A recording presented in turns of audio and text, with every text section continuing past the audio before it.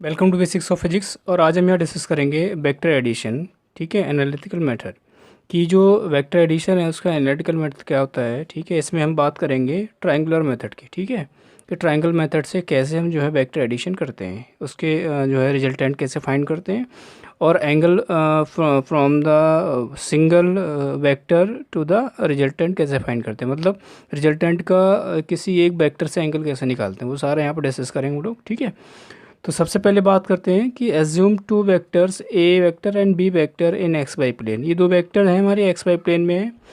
ठीक है, with components a x a y b x b y. Definitely देखो, vector a के दो कंपोनेंट होंगे, एक एक्स एक्सिस की तरफ और एक वाई की तरफ। सेम वेक्टर बी के दो कंपोनेंट होंगे, एक्स की तरफ और वाई की तरफ। ठीक है, तो हमको पता है कि जो ए है वो एक्चुअली कंपोनेंट जो कॉम्बिनेशन है वो ए एक्स और ए वाई का, ए एक्स आई कैप प्लस ए वाई जे कैप। ये एक्स एक्सेस वाला कंपोनेंट हो गया और ये क्या होगा, बाई वाला हो गया। ठीक है, बी की बात करें तो बी क्या हो जाएगा, बी एक्स आई कैप प्लस बी वाई जे कैप। ठीक है, अच्छा जो आर होगा वो क्या होगा, सम होगा ए और बी का, तो r equal to r vector equal to vector a plus vector b. ठीक है, तो आर जो वो दोनों का क्या है, सम है।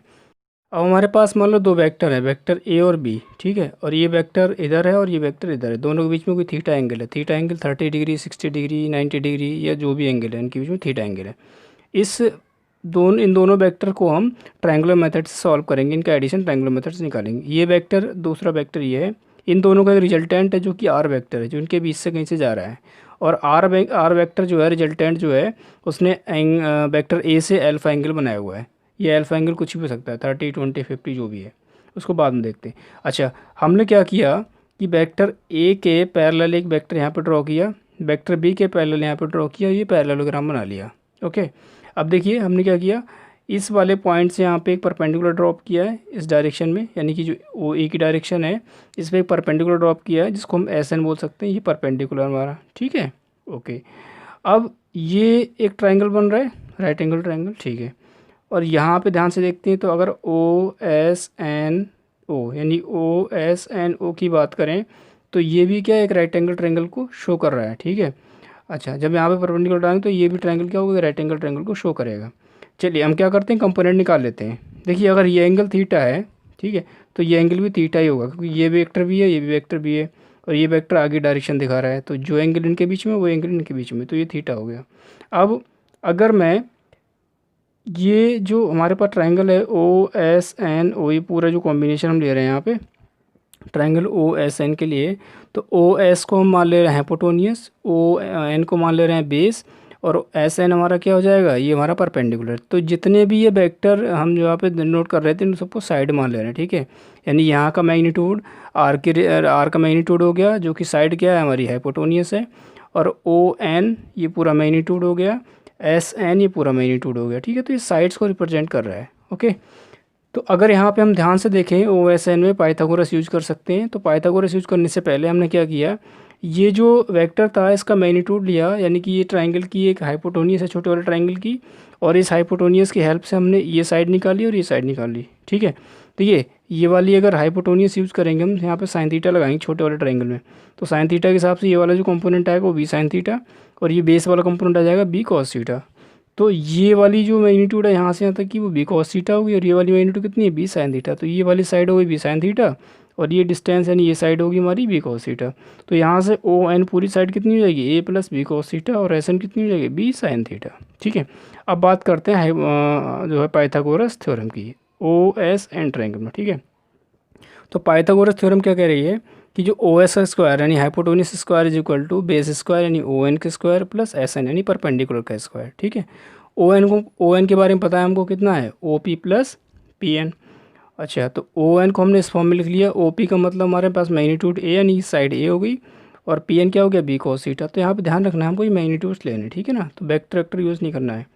अच्छा, एस एन की बात करें तो एस एन क्या हो जाएगा हमारे पास, ये हो जाएगा B sine theta. Okay, o s o n s n ये साइड्स हैं क्या, ट्रायंगल ओ एस एन की, पी एन एस एन ये साइड्स किसकी हमारी, पी एस एन की, यानी कि छोटा वाला ट्रायंगल है इसकी साइड्स क्या होगी, ये वाली और ये वाली। ठीक है, बड़े वाले ट्रायंगल की साइड क्या हो गई, ये साइड हो गई, और ये पूरी साइड हो गई, ये पूरी साइड हो गई। ठीक है, अब हम इसको सॉल्व करते हैं। तो हमने वैल्यूज़ को रखी, ओ एस की वैल्यू हमारी आर है तो आर का स्क्वायर हो गया, ओ एन की वैल्यू हमारे पास ए प्लस बी कॉस थीटा इसका स्क्वायर कर दिया, प्लस हमारे पास जो पी एन की वैल्यू है बी साइन थीटा इसका स्क्वायर कर दिया। इसको सॉल्व करते हैं आगे। आगे इसको सॉल्व करते हैं, इसका होल स्क्वायर खोलते हैं, ए स्क्वायर बी कॉस थीटा का होल स्क्वायर, ठीक है, प्लस 2 AB कॉस थीटा, और यहाँ पे देखिए बी साइन थीटा का होल स्क्वायर हो गया, B square sine square theta, A square plus B square common है यहाँ से और यहाँ से, तो बी स्क्वायर कॉमन ले लिया, यहाँ पे कॉस स्क्वायर थीटा और यहाँ से sign square theta plus cos square theta बन गया, प्लस 2AB कॉस थीटा, ठीक है। अब आपको पता है sine square theta plus cos square theta क्या होता है, 1 होता है, तो A square plus B square into 1 2AB cos theta. तो हमारे पास फाइनली क्या आ रहा है, A square plus B square 2AB cos theta. तो ये किसकी वैल्यू आ रही है, आर स्क्वायर की। किसकी वैल्यू आ रही है, आर स्क्वायर की। आर स्क्वायर कितना हो गया, A square plus B square plus 2AB cos theta, ठीक है। अब यहाँ पे देखते हैं कि अगर मैं आर का स्क्वायर यहाँ से हटाता हूँ तो इधर क्या आ जाएगा, अंडर रूट आ जाएगा। तो आर इक्वल टू क्या हो गया, under root A square plus B square plus 2AB cos theta.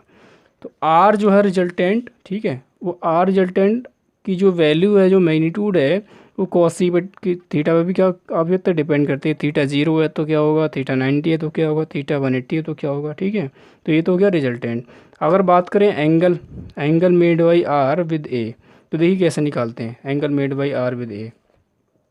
जो रिजल्टेंट है उसने ए के साथ क्या बने एंगल बनाया, अल्फ़ा बनाया। अब इस पूरे ट्रायंगल को ध्यान से देखो, ओ एस एन को ध्यान से।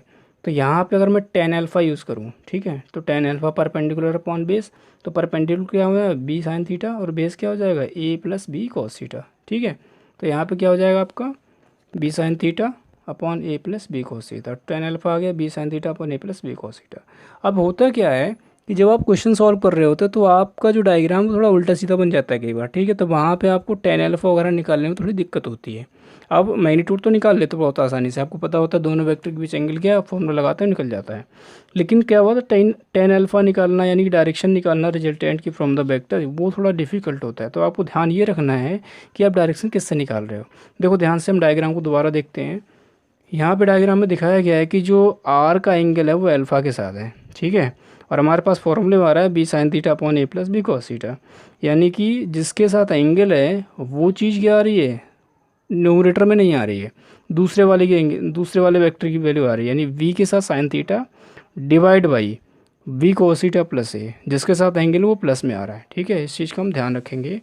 तो जिसके साथ एंगल है वो क्या आ रहा है, डिनोमिनेटर में आ रहा है, ठीक है, दूसरे वाले के कॉस के साथ। तो ऊपर क्या आएगा, दूसरे वाले का साइन आएगा, ऐसे भी समझ सकते हो, ठीक है।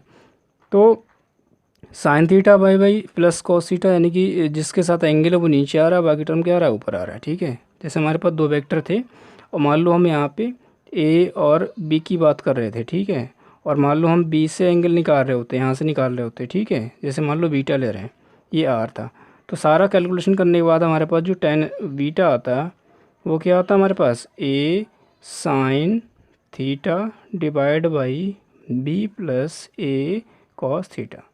तो जिसके साथ एंगल होता है वो नीचे ऐड होके आती है डिनोमिनेटर में, बाकी क्या आता है, साइन का टर्म आता है दूसरे वाले के साथ, ठीक है। इस चीज़ को हम ध्यान रखेंगे।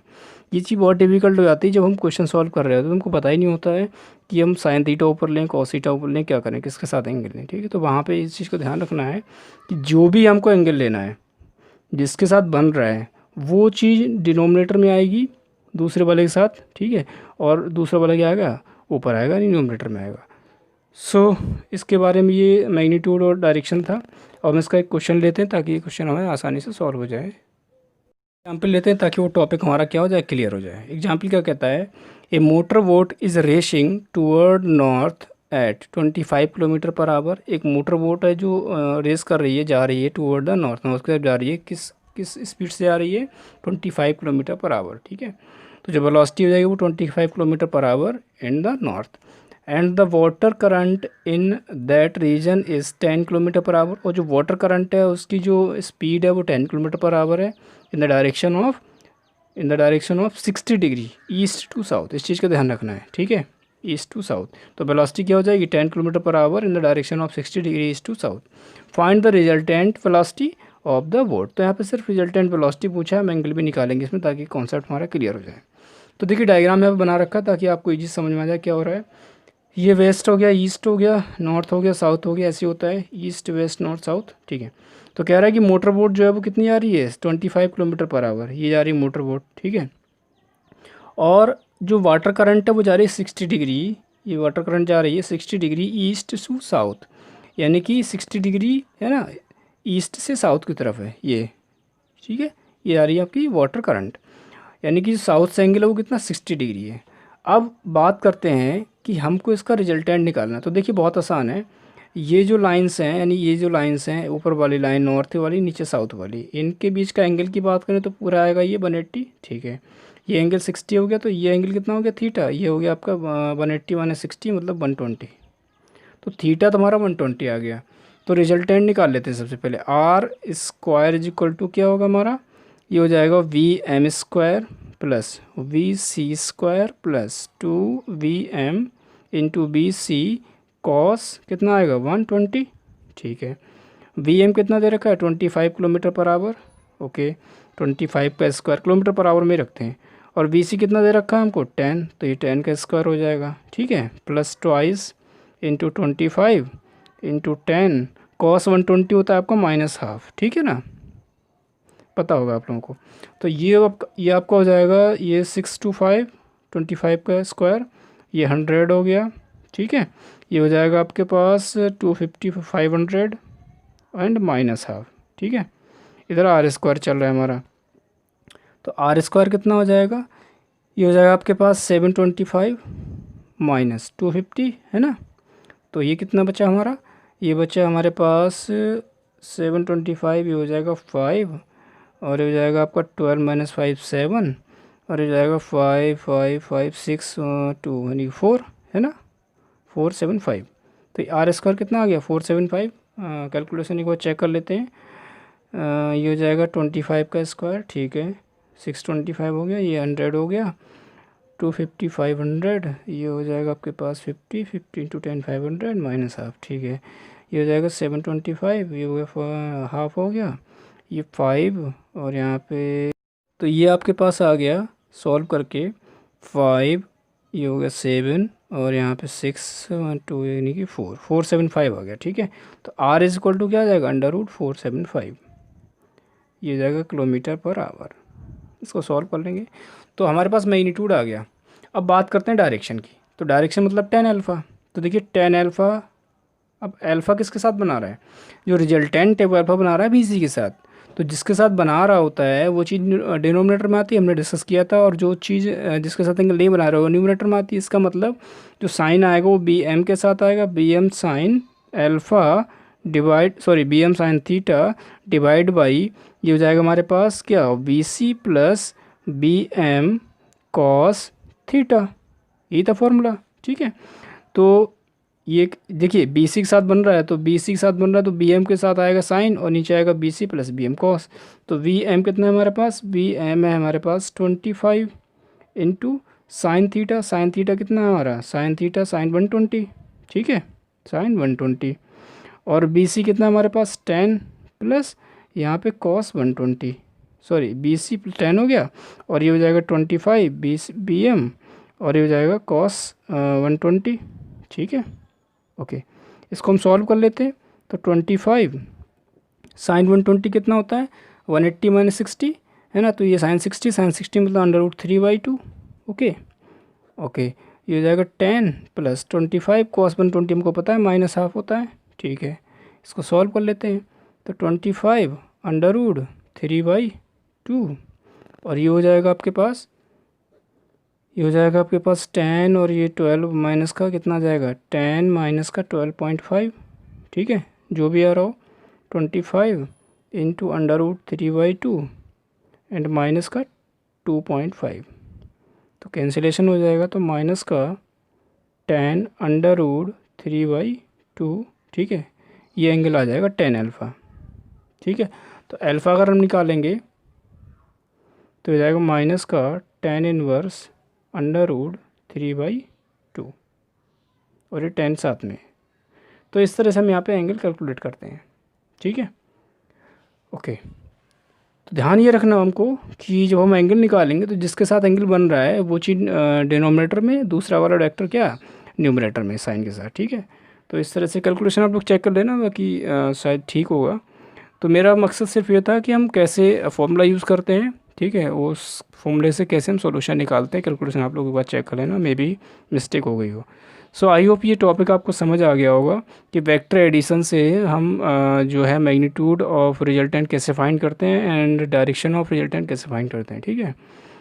एंड कोई डाउट है तो कमेंट सेक्शन बताइए एंड थैंक्स फॉर वॉचिंग।